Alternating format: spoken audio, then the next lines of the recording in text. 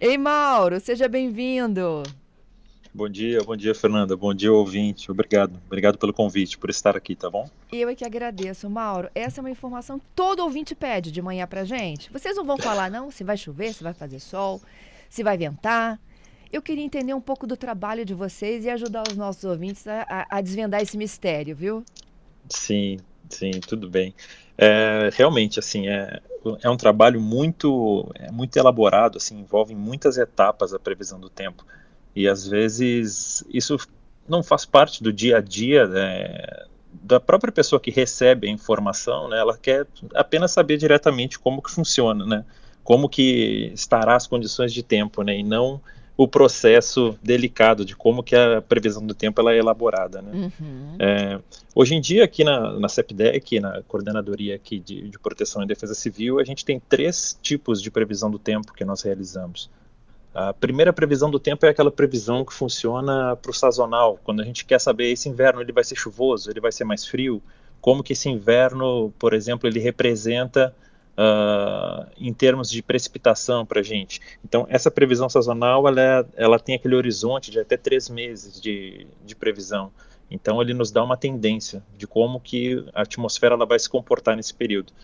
Já a previsão do tempo, que é a previsão que geralmente as pessoas estão mais se importam mais, porque é aquela previsão que impacta no nosso dia a dia. Essa previsão do tempo ela tem um horizonte mais curto. A gente costuma fazer de até 15 dias, mas com análise do meteorologista diretamente, geralmente são 3, 4 dias. E aqui na CEPDEC nós temos a previsão de nowcasting, que é a previsão do que está acontecendo agora, nesse exato momento.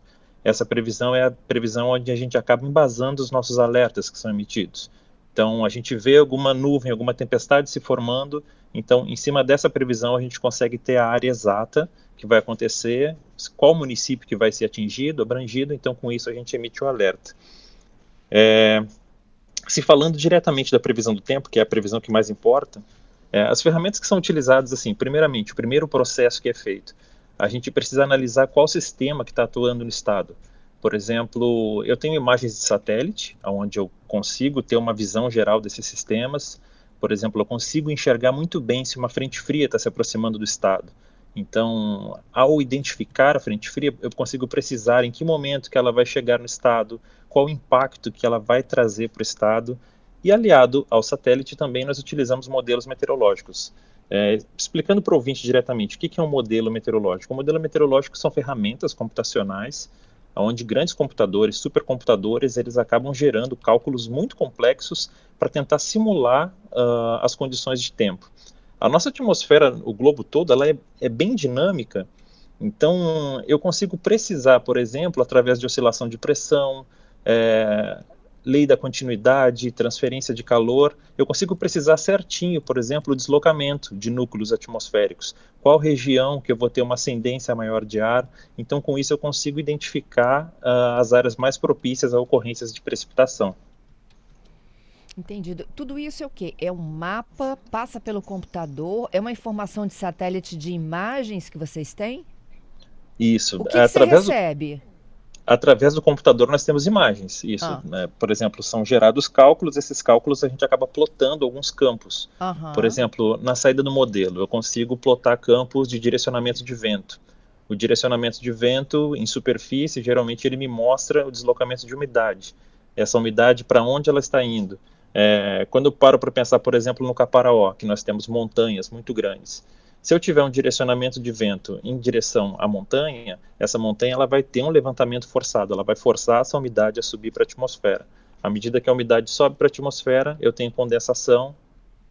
Posteriormente, essa condensação ela acaba se transformando, gerando nuvens, né? Essas nuvens elas podem se desenvolver até ocasionar precipitação, que seria a chuva, né? Entendido. E aí vocês têm que treinar isso, né? Entre vocês? Tem. A gente acaba tendo que fazer um treino bem robusto, assim, não só na faculdade. Na faculdade a gente acaba vendo muito a parte teórica, né? Mas posteriormente, no ambiente de trabalho, a gente começa a utilizar muito esse conhecimento teórico e aplicar na prática, né? Que seria através de visualização, através de experiência do próprio local que você convive. Por exemplo, aqui no Espírito Santo, hoje em dia os meteorologistas eles já sabem de cor, quem vive aqui no caso, né, os tipos de sistemas que afetam, né, o estado, e também o período que esses sistemas costumam ocorrer. Então, com isso, a gente já determinou, por exemplo, uma estação chuvosa, uma estação seca. Através dessas informações, a gente já sabe qual época do ano que é uma época mais perigosa, que é uma época que a gente tem que estar mais atento. Então, tudo isso, a experiência do local, ela acaba nos trazendo essa bagagem, né, com o tempo. Entendido. E com todas essas mudanças climáticas, tem ficado mais difícil vocês acertarem? Assim, em termos de acerto não tem uma variação muito grande, não. Assim, eventos extremos, eles acontecem, e geralmente eventos extremos, eles são até mais fáceis de prever, porque são coisas que nos saltam os olhos. Por exemplo, você tem uma informação que às vezes você tem até uma dúvida se aquilo ali é real, porque ele está te colocando, por exemplo, muita precipitação para uma região. Mas tudo isso a gente treina, a gente pratica, né, com muita frequência para conseguir identificar os padrões, inclusive esses padrões extremos que não são padrões naturais, que são coisas que acontecem não de forma recorrente, mas que vem acontecendo, né, com uma frequência um pouco maior.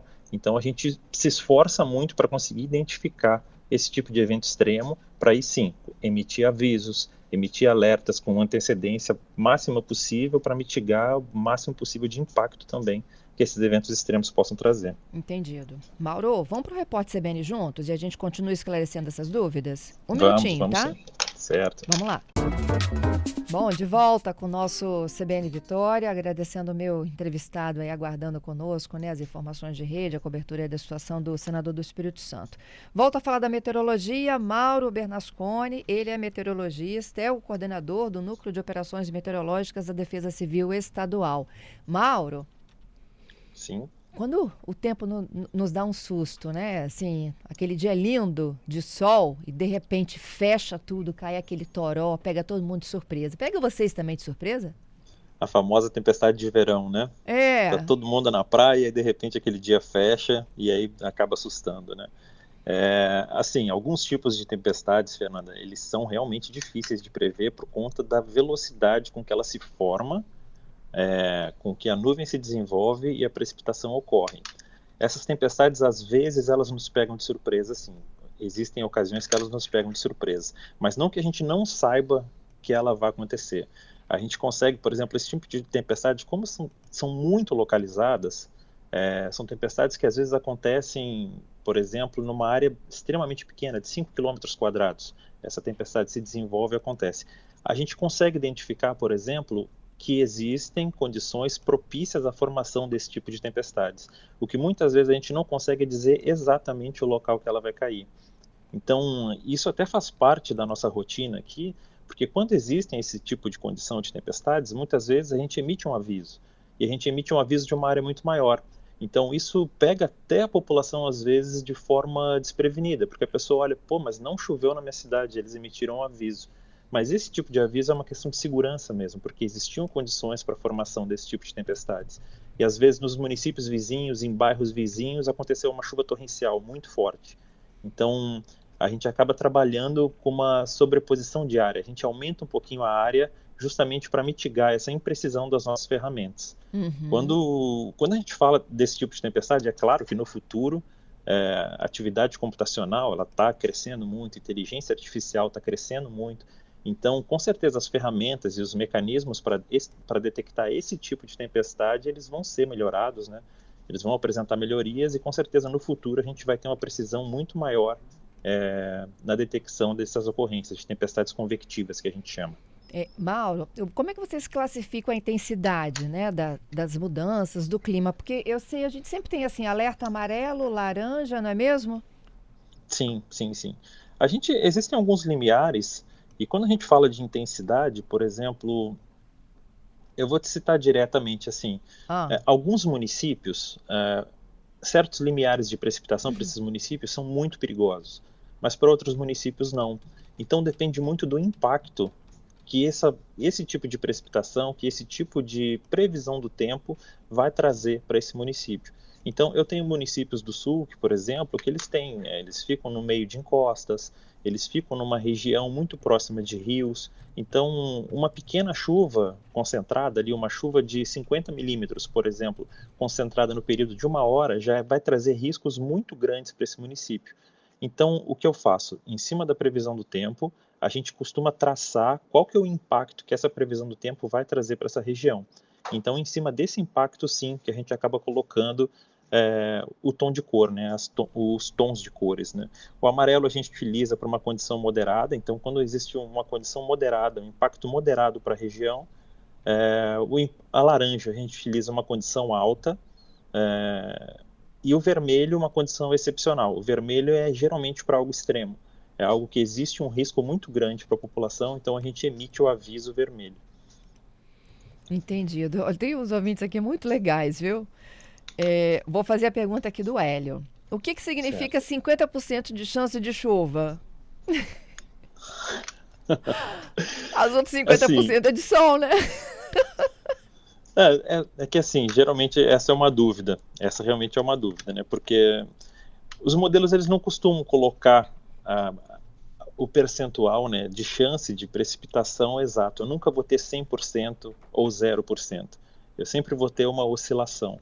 Então, quando eu tenho 50%, por exemplo, existem condições para a formação de precipitação, mas nunca é uma única condição. Por exemplo, eu tenho diversos mecanismos. Eu preciso de calor em superfície, eu preciso de umidade, eu preciso de levantamento. Então, são muitos mecanismos que influenciam. Então, quando eu coloco que eu tenho 50% de condição, geralmente esse 50% ele é referente a um limiar de precipitação. Então, na nossa previsão hoje, por exemplo, eu coloquei, quando a gente fez a previsão aqui pela manhã, que existia até 40% de probabilidade de precipitação. Esse 40% é porque eu analisei um conjunto de modelos. Desses 10 modelos, 40% deles estava me dando condição de precipitação em alguns locais da costa, mas 6 não.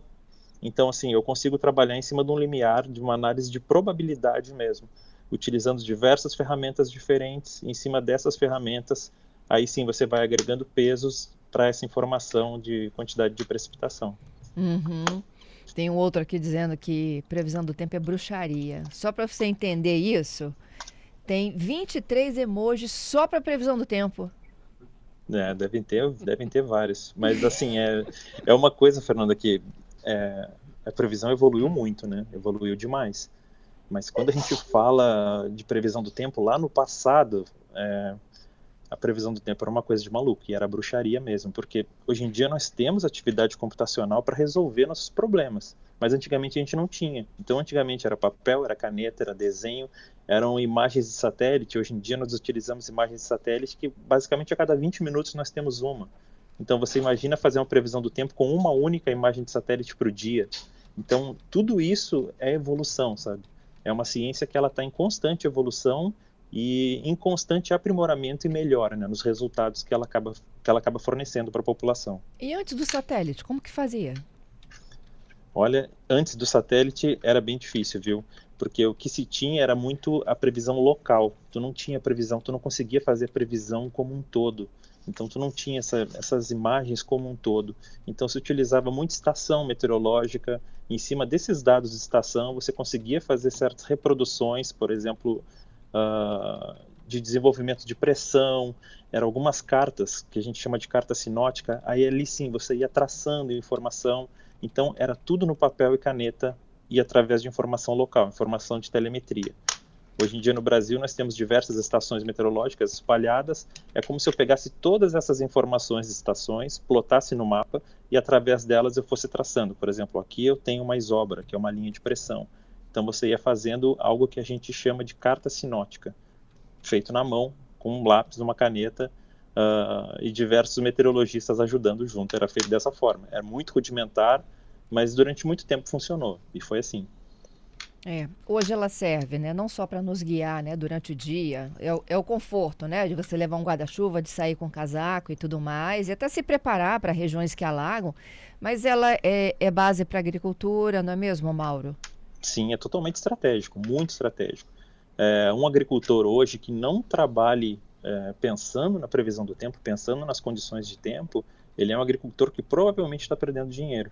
Hoje em dia existem até alguns estudos que eles chamam de agronomia de inteligência, onde os próprios agricultores eles possuem estações meteorológicas instaladas nas suas terras e eles utilizam essa informação tanto para manejo de solo, para regar a sua cultura, para a utilização de pesticidas. Então, todas essas informações meteorológicas, elas acabam dando norte, guiando muitas vezes o agricultor para uma tomada de decisão mais inteligente. Isso faz com que ele economize dinheiro diversas vezes em pesticidas, economize dinheiro em manejo de solo, justamente porque ele tem as condições de tempo a favor dele. Entendido. E onde mais, assim, é essencial? Energia. Energia para a gente é tudo, e assim, acho que esse é o principal foco, onde a meteorologia ela tem se destacado demais, porque hoje em dia nós utilizamos como fonte de energia, nós temos as energias renováveis, então toda a parte de hidroelétrica a gente precisa de recarga hídrica. Então a estratégia ela é muito baseada em cima disso. Quando eu faço uma previsão que eu vejo para os próximos 6 meses eu vou ter as chuvas abaixo da média, eu vou dizer um lugar, Cantareira, em São Paulo. Então, as chuvas elas serão muito abaixo. Então, eu vou ter a minha recarga abaixo. Então, o quanto que isso vai impactar no meu dia a dia. Então, tudo isso que a gente sente, às vezes, no próprio bolso, a energia está mais cara. Não dá para culpar a meteorologia, mas a tomada de decisão geralmente é baseada em cima disso. Por exemplo, hoje em dia nós temos a energia eólica. Energia eólica, para você ter uma noção, Fernanda, um parque eólico, ele demora em torno de 10 anos apenas de estudo das condições de tempo, estudo direcionamento de vento para viabilizar e para licenciar esse parque. Então, é muita estratégia, muita tomada de decisão baseada em cima da meteorologia justamente para a construção de um parque eólico. Outra fonte que nós temos é a fotovoltaica, que também é uma energia limpa. Na fotovoltaica nós também utilizamos muito da parte meteorológica. Por exemplo, nós não vamos construir uma indústria fotovoltaica em algum lugar que só chove, no meio da floresta amazônica, por exemplo. Então, assim, não seria algo viável. Então, isso também se leva em conta, também é feito muito estudo em cima disso, para a gente conseguir realmente otimizar nessa indústria para ter o maior retorno possível, né? Através da produção de energia, seja por meio de vento, pelo meio solar, ou então pela parte de energia que é gerada justamente pela parte hidrográfica. Entendido. Esses aplicativos que botam na palma da mão da gente, né? Essa espécie de controle da previsão, são legais? Assim, de fato, eles nos trazem uma previsão muito próxima? Eles são legais. Assim, os aplicativos, eles têm uma coisa de diferente, assim, que facilita o uso e que às vezes até ajuda um pouco com a precisão da previsão. Quando você instala o aplicativo, geralmente você vai lá, você autoriza a utilizar o seu celular. Então, cada celular nosso, hoje em dia, ele tem uma parte de acelerômetro. Por exemplo, os celulares eles têm sensor de temperatura, eles têm sensor de pressão, barômetro. E quando você autoriza o seu aplicativo a ceder essa informação que o seu celular está coletando nesse exato lugar que você se encontra para a rede, para a operadora, né? No caso, para o desenvolvedor do aplicativo. Então, ele utiliza essa informação, muitas vezes, na própria previsão. Então, é como se você tivesse uma imagem de modelo. Essa imagem de modelo, imagina assim, que é de 10 por 10 quilômetros. Então, de 10 por 10 quilômetros é um tamanho muito grande. Mas e se eu tiver 1000 celulares dentro desse quadro? E cada 1000 celulares desse me der uma informação de pressão, me der uma informação de temperatura, o quanto que isso melhora a minha previsão? Já que eu tenho ali, é como se eu tivesse um observador local. Então, eu tendo uma rede de celulares onde muitas pessoas utilizam o aplicativo, sim, eu tenho uma melhora na previsão. Então, esses aplicativos, apesar de não ter um meteorologista por trás fazendo a previsão exata, eles conseguem ter uma precisão muito grande. Entendido. Vou finalizando aqui com 2 outros ouvintes, falando sobre como que era antes, né, do monitoramento satélite. O Marco Antônio, ele diz o seguinte: os antigos previam chuva através até do comportamento animal ou da própria natureza. Aí ele pergunta se existe explicação científica para isso. E aí tem o outro Renan que diz o seguinte: o pessoal do campo, eles têm mania de prever chuva, tá? Ele sente um cheirinho de terra molhada, tá dizendo vem chuva aí. Quer comentar, Mauro? Não, eu quero comentar, porque esse é um assunto muito legal, é muito, muito legal mesmo. Em alguns locais existem até, eles chamam de anciões do clima. Existe muito, por exemplo, no sertão da Bahia, em alguns locais assim, onde chove muito pouco. Mas chove muito pouco porque é uma estação de seca total e outra estação chuvosa. Então eles baseiam todas as tomadas de decisão dele em cima dessa estação chuvosa. E eles utilizam diversas conhecimentos locais que fazem diferença naquele local. Por exemplo, existe um lugar na Bahia onde eles prestam muito atenção aonde os cupinzeiros estão sendo construídos, porque existe um rio e o cupinzeiro geralmente ele é construído em algum lugar distante do rio. Então eles conseguem fazer uma métrica dizendo, cara, o cupinzeiro ele foi construído muito próximo do rio, então significa que essa estação vai ser seca. Então eles têm muitas informações locais, justamente de costume da própria natureza. Por exemplo, a casa do João de Barro, que está virada para uma direção, eles sabem, por exemplo, a chuva vem de nordeste. A casa do João de Barro, a portinha, está virada para o sul. Então, esse ano é o ano chuvoso. Então, se a casa estiver construída para o norte, então eles têm muita informação local, informação daquele convívio local. Esse tipo de previsão é uma previsão válida, sim. Só que é uma previsão que geralmente quem consegue fazer é quem já está muito acostumado com aquela localidade, com aquela região, que você consegue identificar, por exemplo, o direcionamento do vento. O vento mudou, então esse vento é de chuva. Então, assim, isso existe sim, isso é válido, mas é claro que é para um ambiente muito específico e para uma previsão de um local muito pequeno, né? Uhum. Não para um ambiente tão grande, né? Muito bom, viu? Esses aplicativos que a gente usa no celular também funcionam, né? Funcionam também, funcionam sim. Tem muita gente aqui dizendo, olha, não sai de casa sem dar uma espiadinha neles, tá? É o caso da Emília. E tem o Geraldo, ele fala, olha, tive a oportunidade de morar nos Estados Unidos, a sensação que a gente tem é que a previsão da chuva lá é muito mais precisa, é isso, Patrícia? Ele está dizendo que ele morou nos Estados Unidos e a sensação que ele tem é que lá eles são mais precisos, dando até o horário em que a chuva vai começar a cair. E aí, E aí, Mauro? Mas isso é assim, eu concordo com ele. Eu concordo de verdade porque os Estados Unidos, por exemplo, eles têm uma rede tão grande de equipamentos, tanto de estações meteorológicas, de radar meteorológico, eles usam, assim, as ferramentas são muito, muito boas e uma gama de ferramentas absurda para fazer previsão. Então, realmente, eles têm uma assertividade maior. Hoje em dia, no Brasil, nós temos em torno de 25 radares, por exemplo, operantes. Os Estados Unidos passa de 300 radares. Nó. Então, Aí, assim, é Patrícia. muita coisa. Então, você consegue ter uma rede meteorológica muito mais robusta. Eles têm informação de estação, de telemetria ali na hora mesmo. No Brasil, boa parte das estações estão com defeito, com falta de manutenção. Então, a gente tem uma carência de informação. A gente tem uma carência maior de informação do que eles. É como se a gente ainda estivesse engatinhando nessa parte operacional, nessa parte de desenvolvimento de componentes e de ferramentas para a previsão do tempo mesmo, em relação a eles. mas eu posso aproveitar a pergunta do Claro. ouvinte? Mas isso, eles têm essa precisão toda para eles lá ou eles também têm essa precisão para outros países? Não, essa precisão é para eles. É para eles. Eles usam ferramental, eles conseguem ter uma precisão muito grande para a área deles. Se eles tentarem fazer esse tipo de previsão aqui para o Brasil, então, assim, aí nós temos exatamente o mesmo tipo de ferramenta. Que vai ser a Entendido. modelagem, que vai ser exatamente o que o Brasil dispõe, né, de ferramentas. Entendido, Mauro. Quem chega na Defesa Civil encontra aquele painelzão, né? Sim, E Mauro olhando para ele. isso mesmo. Aí sabe como é difícil, né? A gente trazer essa Não é informação. E simples, não. é muita gente trabalhando para isso, né? É muita gente. Hoje em dia, aqui a equipe, nós somos 7 meteorologistas hoje em dia. A gente trabalha 24 horas durante 7 dias da semana.